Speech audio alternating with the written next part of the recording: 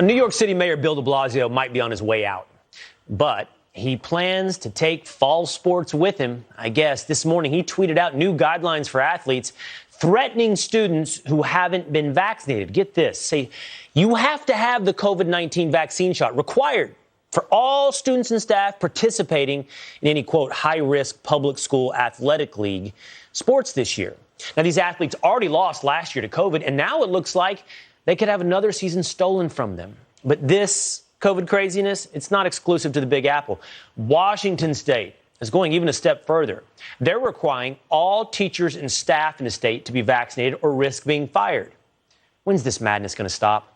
Let's ask Seattle radio host Jason Rantz. Jason, tell me, how far can it go in Washington?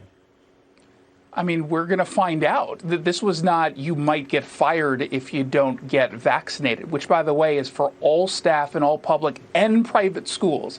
This is also for colleges. Doesn't matter if you're a teacher or a custodian or a coach. This matters. And if you don't, not only do you get fired, you will not be available to get unemployment benefits, which is insane to me, how ghoulish it is to threaten someone's livelihood, to say under the threat of basically total financial insecurity that we are going to ruin your life, your career, your ability to pay your rent, your ability to put food on your table if you don't get a vaccine. I think that people should get the vaccine in consultation with their doctor if they want. The fact of the matter is, not everyone needs the vaccine right now. And the fact is, some people have reasonable concerns that could otherwise be addressed if you actually have honest conversations with them and have them sit down and talk to a doctor. But if you're doing this under the threat by the government, that just goes too far for me, and we should call it out for what it is. It's authoritarian. Yeah, Jason, I've seen the story. You mentioned coaches. Washington State's football coach has not wanted to get the vaccine. He's basically now been threatened with getting fired. I think he has said he will comply in order to continue coaching the Cougars. And I asked you, how far could it go? Well, I imagine we're going to find out somewhere, be it in New York City, be it in the state of Washington, be it in one of these cities or states run by, honestly, these far-left radicals who seem to have not just enjoyed this power, but may have let their hysteria run wild. And as long as we're in that open space, I don't know if there's an answer to how far this can go.